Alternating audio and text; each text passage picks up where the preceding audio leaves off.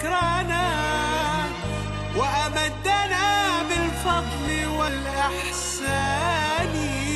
سبحان من أوحى به لنبيه ليضيء فجر العلم والإيمان. سبحان من بالحق هو يروي لنا قصصا عن الإنسان في القرآن.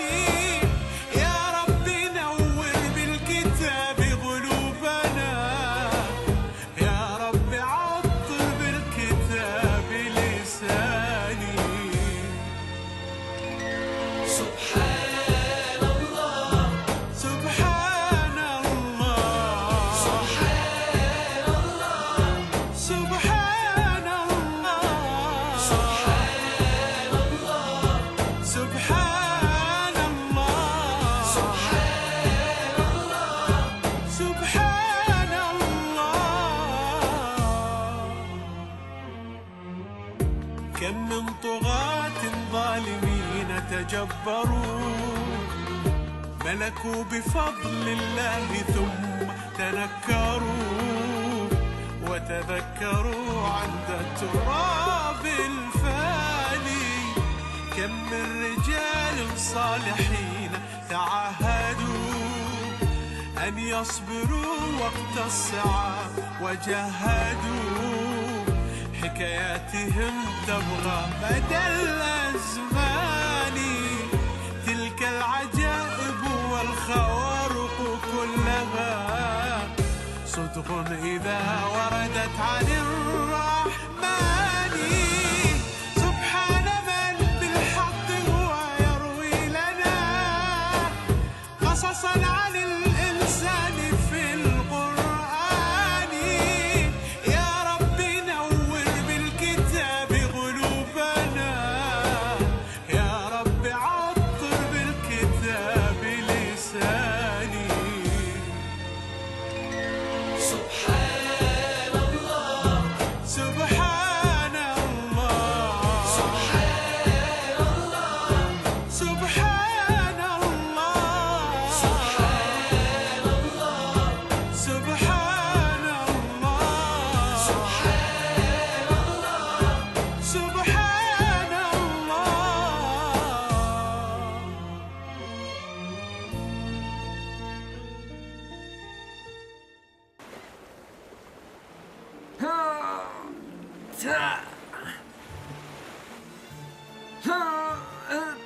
لولا با من بکش، به نظر میرسه ماهی بزرگیه. اگه کمکت کنم باید نصفشو بدی به من. عجب فرصت طلبی هستی ها. قبول دارم. زود باش زود باش، عجله کن تا از دستم در نرفته. زود باش. این که فقط یک کفشه. لالا من چرا فقط کفش کهنه صید میکنم؟ این به طور حرف یه مهارت ویژه است. چیه؟ چرا با ما نمیخندی زیاد؟ چیزی نیست آقا. دلت واسه خانوادت تنگ شده؟ بله، میترسم پیداشون نکنیم. هر چی که خواست خدا باشه همون میشه. پسر جان به خدا توکل کن، امیدت به خدا باشه. امید همه ما به خداست. یادت بیار اون جوون یعنی قهرمان داستان ما با چه مشکلاتی مواجه شد، اما با صبر و ایمان بر اونا غلبه کرد. بله، همون جونور بزرگی که با داغونا از بین برد. بعد از اون پادشاه به ظلم و ستم کرد و شکنجش داد و در نهایت خشونت و بیرحمی راهب و همنشین خودش رو به قتل رسوند. داستان ما دیروز تا اونجا رسید که پادشاه تصمیم گرفت اون جوون رو بکشه. بعدش چی شد؟ تو میخوای بقیه داستان رو از زیر زبون من بیرون بکشی؟ باشه پادشاه به نگهبانان خودش دستور داد تا اون جوون رو بکشن و در همین موقع تو به خدا بودن من کافر شدی، با من مقابله میکنی، بکشیدش. سرورم ای پادشاه، به من اجازه میدین خصوصی مطلبی رو به عرض شما برسونم؟ صرف کنیم ببینم چی میخوای بگی؟ اگر اون جوون رو بکشید بین مردم ساده لوح از اون یه قهرمان افسانه‌ای میسازید قربان. تو واقعا اینطور فکر میکنی؟ بله سرورم، عیسی ابن مریم در زمان حیاتش پیروان کمی داشت که فقط حواریون و تعدادی دیگه بودن، اما همین که ناپدید شد دین اون بیشتر از گذشته گسترش پیدا کرد و تو سراسر دنیا مردم زیادی به دین اون ایمان آوردن. حق با توه، اما چاره چیه؟ یعنی در مقابل نافرمانی های این جوون ساکت بمونیم؟ نه سرورم، کی گفته که ما ساکت میمونیم؟ ما اونو میکشیم باز شرش خلاص میشیم قربان. اما جوری که مردم تصور کنن که اون به مرگ طبیعی از دنیا رفته بدون اینکه مردم به ما شک کنن. منظور تو واضح تر بگو. من نقشه خیلی خوبی دارم سرورم. پیشنهاد میدم که به جارچی امر بفرمایی در بازار و کوچه ها و خیابون ها دور بزنه و فریاد بزنه که حاضر به قایب برساند حاضر خداوندگان یوسف زینواس. هم فرمودن که به عبدالله جوان پرخیر و برکتی که آن جانور را کشت جایزه تا گردد و او را از فرماندهان انتخاب شایسته ای کرد. درستی گرفتی. پادشاه همچنین گفت راهب و همنشین بعد از وسپاد رسیدن خیانتشون توسط دادگاه اعدام مجازات عادلانه‌ای برای خیانت. اما راهب که مرد شایسته‌ایه. شاید به شایسته بودن تظاهر میکرد.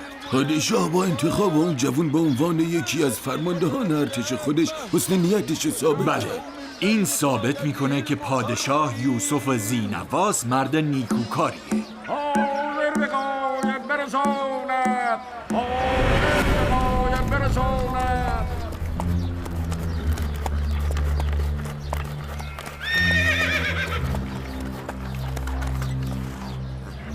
نگاه کن، اون جوون به یکی از فرماندهان ارتش تبدیل شده. چرا مثل یه اسیر دور اونو گرفتن؟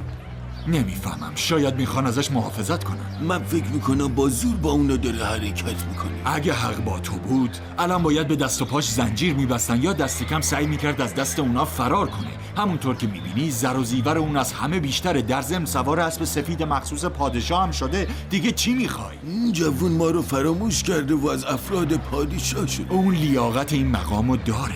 اون معالجم کرد، به هم پول داد. خیر و برکت این جوون به همه مردم نجران رسیده. خب حقشه که به این مقام برسه. چرا دارن به سمت کوهستان میرن؟ یعنی اونا به شکار میرن؟ سرورم اسبا نمیتونن از این بالاتر برن. باید از اسب بیایم پایین تا بتونیم آقا رو شکار کنیم. هر طور که مایرین، من زودتر از همه شما بالا میرم. این مسافت کافیه؟ نه، بازم میریم بالاتر تا مطمئن بشیم که میمیریم. من پیشنهاد میکنم که بریم نوک قله تا بتونیم از اون بالا همه جا رو خوب ببینیم. پیشنهادتون عالیه قربان. الان وقت اون رسیده که شما رو در جریان واقعیت شکاری که میخواییم بکنیم قرار بدیم. خودم میدونم، به شما دستور دادن تا منو بکشین و از دست من خلاص بشین. میدونستی؟ پس چرا سعی نکردیم فرار کنیم؟ مگه انسان میتونه از قضا و قدر الهی فرار کنه؟ یعنی نمیترسی؟ نه، دلم با یاد خدا همیشه آرومه. خدای خودت شر اونا رو از من دور کن.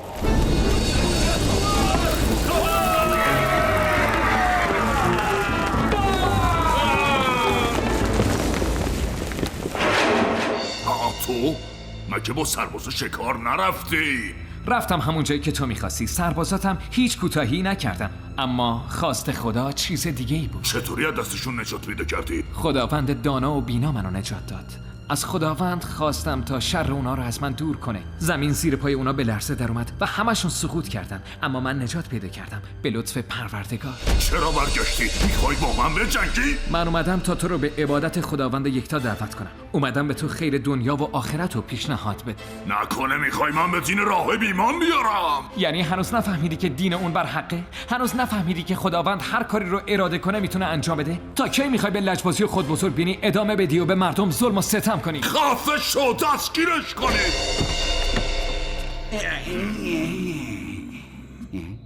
سرورم، با تشریف فرمانیتون منت گذاشتید. امروز بهترین روز زندگی منه، باور کنید قربان. امروز آخرین روز زندگی توه بدبخت. بیرون منتظر بمونی.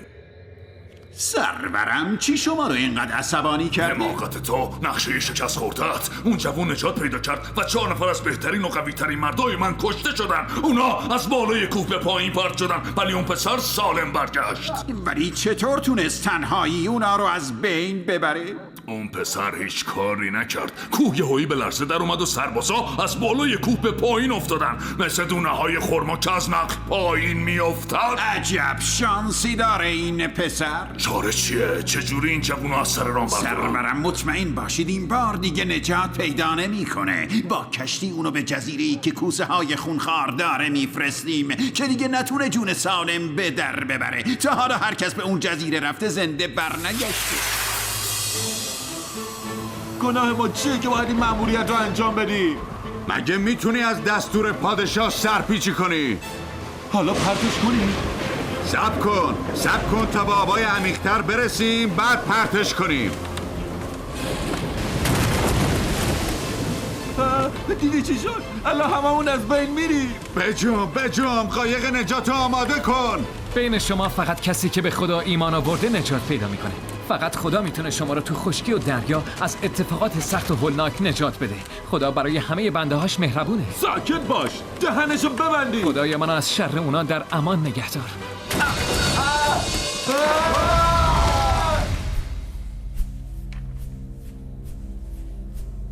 سرورم، من خبرای خوشحال کننده براتون دارم. چه خبری؟ ببینم اون جوون بین رفت؟ بله قربان، از بین رفت. کل کشتی از بین رفت و هیچ کس از اون زنده بر نگشت. سربازا و دریانوردا چی اونا ما بین رفتن ها؟ کشته شدن اونا در عوض از بین رفتن اون جوون بهای ناچیزی سرورم. حالا دیگه مردم میگن که پادشاه نیکو سرشت ما اون جوونو به یه سفر دریایی فرستاده، اما متاسفانه کشتی با همه سرنشیناش غرق شد. این طوری هیچ کس شما رو به کشتن اون متهم نخواهد کرد قربان. چرا تو اینقدر به کشتن من اصرار داری؟ چه؟ تو هنوز زنده ای؟ بله، همونطور که میبینی این خواست خداست. من فقط با خواست خدا میمیرم. اگه اینقدر به کشتن من اصرار داری، من به تو میگم که چطوری میتونی این کارو بکنی. واقعا داری جدی میگی؟ بله، اما یه شرط دارم، این که تو باید هر چیزی رو که ازت میخوام انجام بدی. ولی قربان، من به این اتفاقات اطمینان خاطر ندارم. اون ما رو به تمسخر گرفته. اون مردم رو جمع کرده تا شما به اونا بگین که میخواین از دست اون خلاص بشید. برام مهم نیست. اون به من قول داده که اگه به خواستش عمل کنم میتونم اونو بکشم. منم قولشو باور میکنم. اون نمیاد سرورم، باور کنید نمیاد. چرا میاد؟ اونها میاد.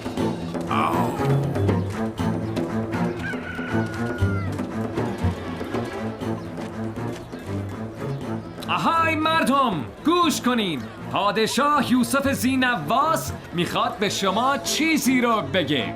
باید بگم که من تصمیم گرفتم این جوان رو بکشم، چون از دین ما خارج شده و از تعالیم راهب پیروی کرده. ساکت باشین. حکم اعدام رو اجرا کنین. زود باشین بهش تیراندازی کنین. هر کس بتونه اونو بکشه پیش من جایزه داره.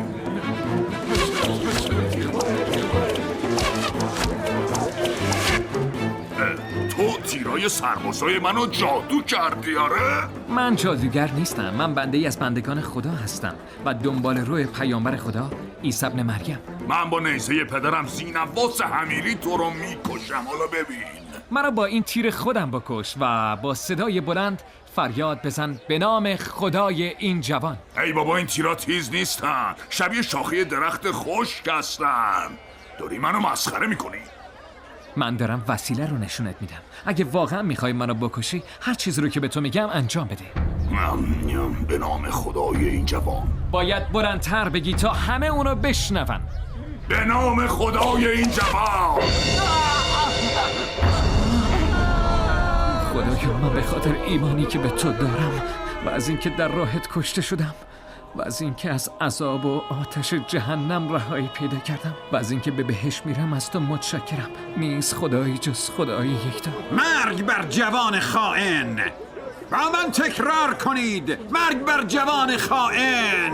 ما به خدای این جوون ایمان آوردیم. ما به خدای این جوون ایمان آوردیم. ما به خدای این جوون ایمان آوردیم. ما به خدای این جوون ایمان آوردیم. خفه شید، همتون خفه شید.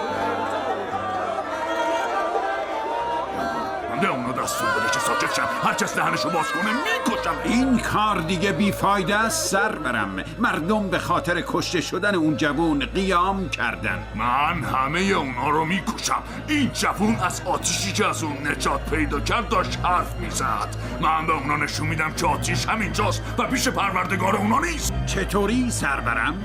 سربازا، چاله بزرگ و عمیقی بکنین طوری که بشه تمامی اهالی شهر رو توش جا داد. هر کس از من نافرمانی بکنه زنده میندازمش تو آتیش. اینجوری همه حساب کار دستشون میاد. چاله‌ای که بشه همه مردم رو توش به آتیش کشی، چطور همچین چیزی ممکنه؟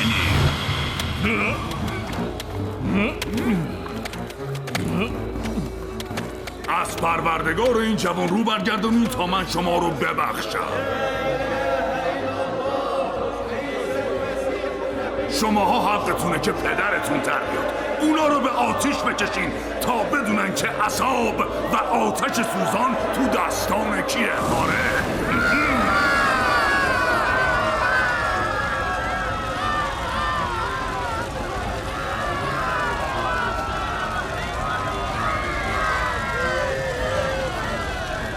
نیست خدایی جز خدای یکتا. نیست خدایی جز خدای یکتا. عیسی مسیح پیامبر خدا. بشو زود باش برو تو آتیش. این بچه چطور میتونه این عذاب رو تحمل کنه؟ خدای من چی کار کنیم؟ مادر صبر کن، تو برحق هستی. بچه شیرخواره حرف میزنه. نیست خدایی جز خدای یکتا. همه اونا رو پرت کنین تو آتیش.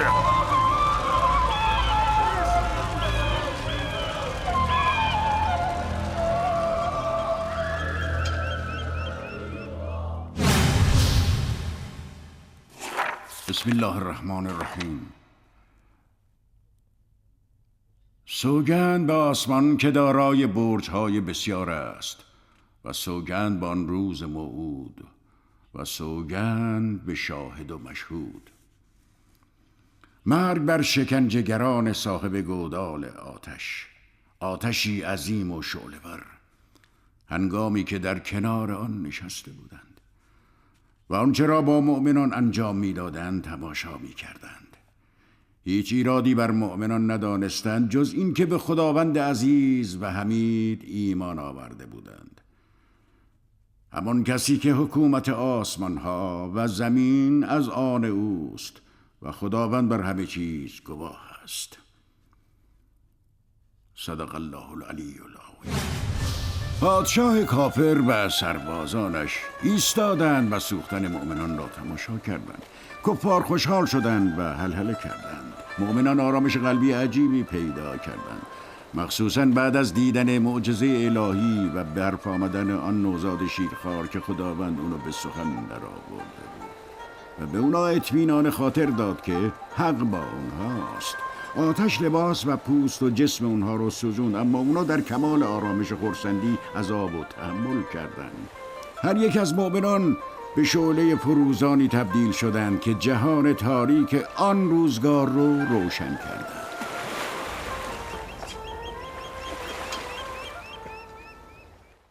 رو لبه کشتی نشین زیاد. این طرز نشستنت خطرناکه. نمیخواد نگران من باشی بابا، من تعادل خودم رو بلدم حفظ کنم.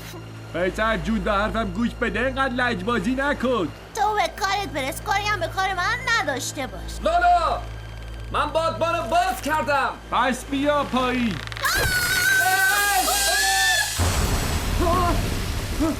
خدای من زیاد.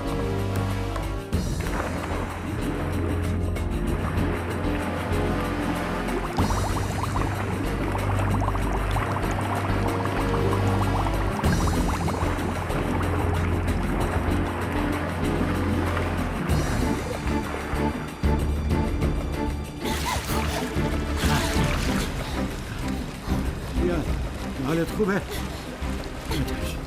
نترس پاتو تو آب تکون بده، الان نجاتت میدم.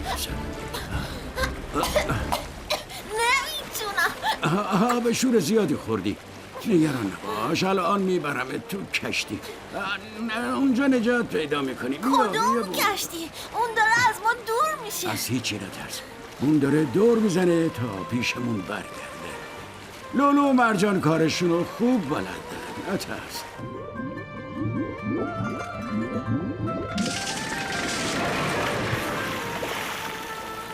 این حلقه بادی رو بنداز دور کردنت. آقا از من دور نشو، من میترسم. اصلا نترس، من اینجا کنارت هستم.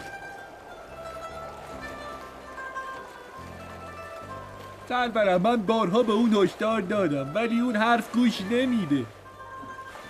چرا به حرف لولوی دریانورد گوش ندادی؟ ببخشید، من سردم و خستم، میخوام بخوام. اول جواب سوالمو بده، بعد بخواب. البته قبلش هم باید یه نوشیدنی گرم بخوری. مرجان، یه نوشیدنی گرم برای ما درست کن. چشم سرورم. لولوی پتوی اضافی هم بیار. همین الان دریابان. خب حالا به من بگو چرا به حرف دریانورد گوش ندادی؟ فکر نمی‌کردم اون دریانورد باشه. منظورم اینه که فکر نمی‌کردم حرفش اصلا مهم باشه. تو اونو دست کم گرفتی مگه نه؟ خب راستش آره. بعد من فکر کردی همین که لباس دریانوردا رو پوشیدی اقیانوس رو بهتر از اون میشناسی. تو با قوم مغرور تالوت فرقی نداری. اونا هم فکر کردن که از تالوت بهتر و بزرگوارتر هستن. تالوت از پیامبرای خدا بوده؟ نه پیامبر نبوده. اما داستان عجیبی داره که دوتا از پیامبرای بنی اسرائیل در جریان اون قرار گرفت. اینقدر دوست دارم داستانشو بشنوم. سوپ داغ آماده است. و همینطور پتوی گرم. زیاد الان میخواد بخوابه؟ نه، من میخوام قبل از خواب داستان تالوتو بشنوم. اول از لولوی دریانورد عذرخواهی کن چون که به هشدارش گوش نداد. منو ببخش دریابان. خیلی خوب، همه بنشینید تا داستانشو براتون تعریف کنم. قوم بنی اسرائیل بعد از حضرت موسی علیه السلام به خاطر پایبندی به تعالیم تورات امت قدرتمندی بودن. اما بعد از سهلنگاری نسبت به دین خودشون و افزایش ظلم و فساد در بین اونا، خداوند به اونا خشم گرفت و اونا خوار و ذلیل و ضعیف شدن و بخش‌های زیادی از سرزمین خودشونو از دست دادن. خونه‌های اونا به دست دشمنا افتاد و اینقدر ضعیف شدن که تاب مقاومت در برابر هیچ تجاوزگری رو نداشتن.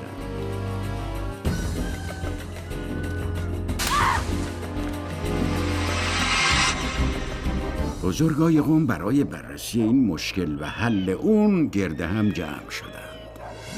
اگه واقعا میخوایم مشکلمون رو حل کنیم، اول باید به حقیقت اعتراف کنیم. متوجه منظورتون نمیشم تاجر لباس. منظورت از این حرفا چیه؟ منظورم اینه که ما به خاطر پراکنده بودن شکست میخوریم. ما از یه رهبر واحد پیروی نمی کنیم و پادشاه خوبی هم نداریم. من راه حلشو میدونم. من پادشاه شما میشم. ساکت باش حضرت. حتی گروهی که باشون به تجارت میری تو رو به عنوان رئیسشون قبول ندارن. از آهنگری مثل تو چه انتظاری میشه داشت؟ از دهن تو چیزی جز آتیش بیرون نمیاد. از من دور شو. لباسات بوی گاو و گوسفند و پهن میدن. تحمل تو ندارم. بس کنین. ما به دلیل دشمنی و حسادتی که نسبت به هم داریم همیشه شکست میخوریم. پس کی میخوایم اختلافات خودمون رو کنار بذاریم؟ اینجوری بیفایده است.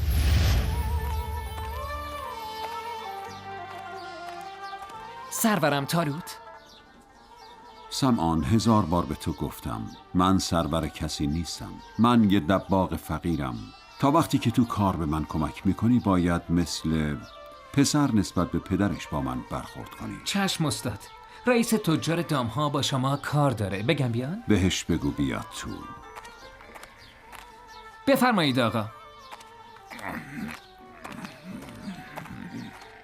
پسرم شیر رو آماده کن. من به خاطر خوردن شیر نیومدم. پولم کجاست؟ جناب تاجر، همونطور که میدونی من همیشه قرضمو به موقع دادم، اما من نمیتونم بهره سنگینی که برای قرض خودتون تعیین کردید و بهتون پرداخت کنم. پس وقتی که نمیتونی قرضتو بدی بهتره دیگه از من خرید نکنی.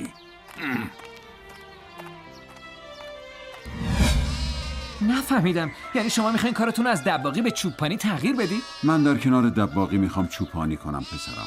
اینطوری میتونیم پوست بیشتری برای دباغی جمع کنیم و به امید خدا درآمدمون بیشتر میشه. عجب آدم خردمندی هستین. این فکر چجوری به ذهن شما میرسه؟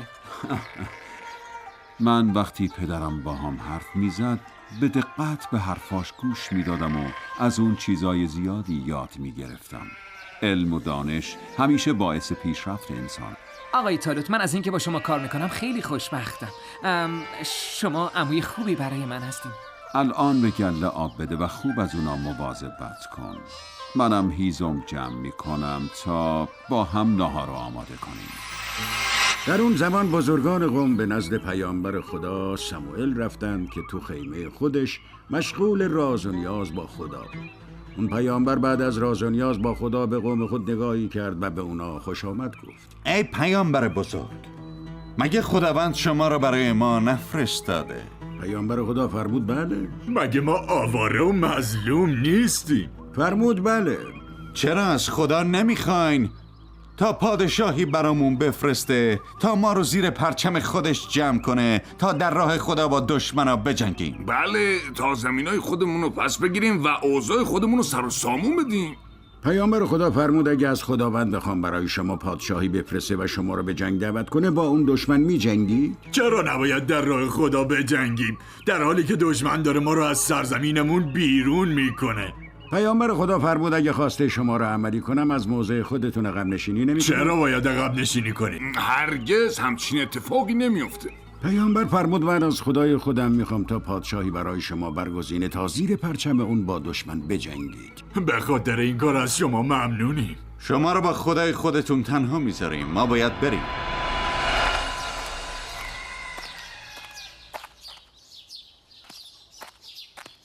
گوسفندا کجا رفتن؟ نمیدونم چی بگم. من یه لحظه خوابم برد. وقتی بیدار شدم گوسفندا رو پیدا نکردم. اشتباه از من بود. من چوپان بودم و باید مواظب گله می بودم. این حرف شما دل منو بیشتر به درد آورد. الان چاره چیه؟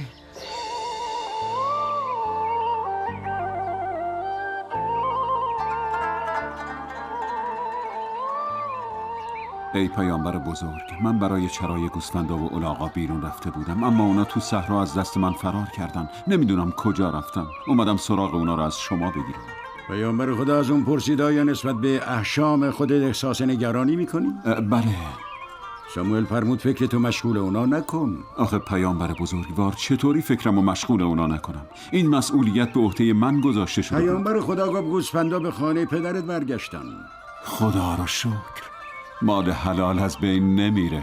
پیامبر به اون گفت موضوع گوسفندا رو فراموش کن و به حرفام گوش بده. من سراپا گوشم سرورم. گروهی از بنی اسرائیل از من خواستن تا پادشاهی برای اونا انتخاب کنم تا زیر پرچم اون در راه خدا بجنگند.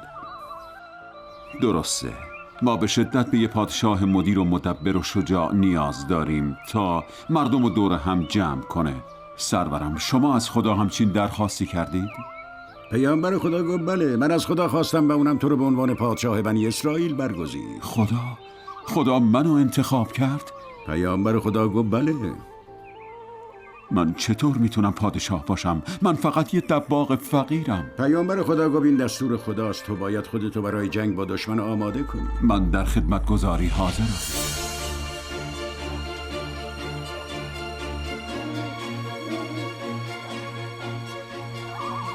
فردای اون روز بزرگان بنی اسرائیل با پیامبر خدا ساموئل دور هم گرد آمدند. پیامبر به اونا گفت خداوند طالوت رو به عنوان پادشاه شما انتخاب کرده. طالوت؟ یعنی این مرد پادشاه ماست؟ اون چطوری میتونه پادشاه باشه؟ ما که خودمون برای پادشاهی لیاقتمون از اون خیلی بیشتره. پیامبر خدا گفت چرا فکر میکنید شما برای پادشاهی از او سزاوارترید؟ ما از اون خیلی ثروتمندتریم. به لباساش نگاه کنین. اون لباس چوپانای فقیر رو به تن داره. پیامبر خدا گفت ملاک پادشاهی بر مردم داشتن ثروت نیست. ملاک پادشاهی اینه که فرد توانایی رهبری مردم خودشو داشته باشه. توانا؟ کدام توانا؟ فرمود که طالوت و خدا برای شما انتخاب کرده. خداوند اونو به خاطر دانش و قدرتش برگزیده. ای پیامبر بزرگوار، ما حرف شما رو باور داریم، اما چطور میتونید فراموش کنید که ما بزرگای این قوم هستیم؟ خدا چطور ما رو نادیده گرفت اونو انتخاب کرد؟ آخه چرا باید طالوت پادشاه بشه؟ فرمود من در جایگاهی نیستم که از خدا بپرسم چرا. پیامبران مطیع بیچون و چرای فرمان الهی هن. اونا فقط به دستورات خداوند گوش میدن و اطاعت میکنن. خداوند اونو انتخاب کرده. ما حق نداریم بپرسیم چرا خداوند اونو بهتر از ما دیده؟ پیامبر گفت خب به خاطر علم و دانش اون. خداوند به اون دانش و قدرت جسمی فراوانی بخشیده. گوش کنید. راجع به برحق بودن پادشاهی من خیلی جر و بحث کردید، در صورتی که این انتخاب خداوند بوده. جالوت پادشاه شما رو تهدید میکنه. اون زمینهای شما رو اشغال و ثروتهای شما رو غارت کرده و الان در حال آماده کردن ارتشش برای حمله به شماست. من همچین درخواستی از پیامبر ساموئل نداشتم. شما مجبورم کرده اید. ما که به توافق رسیده بودیم. ما توافق کرده بودیم که نشونه‌ای از پادشاهی طالوت به ما نشون بده. نشونه‌ای که ثابت کنه خداوند اونو برای ما انتخاب کرده. اما توافق نکرده بودیم که من تنها سخنگوی جلسه باشم. صداتون رو بیارین پایین. پیامبر خدا رو تو خیمش ناراحت کردین. ببخشید سرورم، ما داشتیم راجع به طالوت حرف می‌زدیم. ما ترسیدیم اشتباهی در این مورد شده باشه. البته معنیش این نیست که شما اشتباه کردین سرورم. شاید سوء تفاهم شده. خیلی رک و پوسکنده بگیم چطور میتونیم مطمئن بشیم که خداوند طالوت رو برای ما برگزیده؟ ما معجزه‌ای میخوایم تا درستی پادشاهی اونو به ما ثابت کنه. پیامبر خدا فرمود فردا به معبد برید تا تابوت عهد برگرده پیش شما.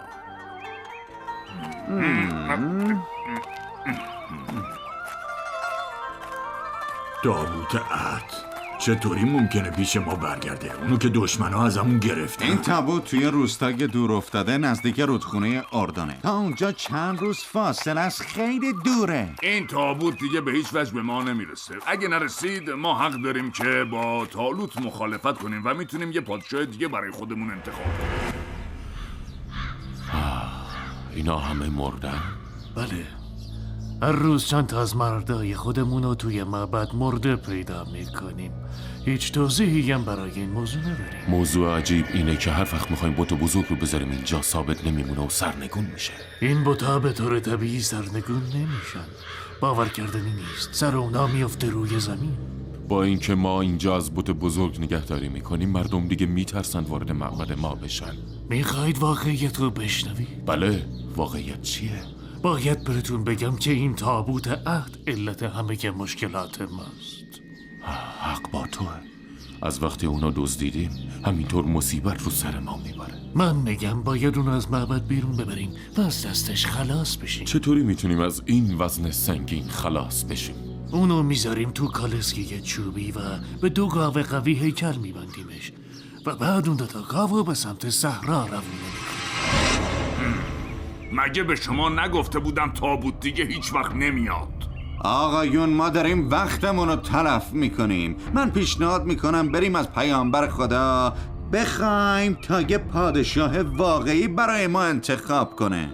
اونجا رو آسمون رو نگاه کنیم.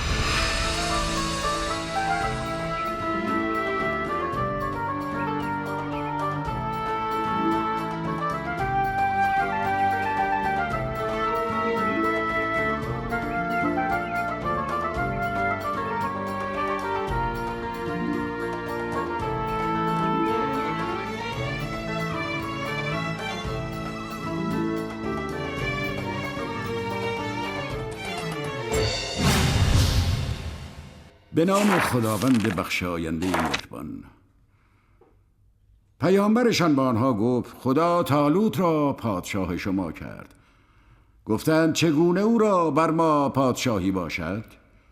ما سزاوارتر از او به پادشاهی هستیم و او را دارایی چندانی ندادند.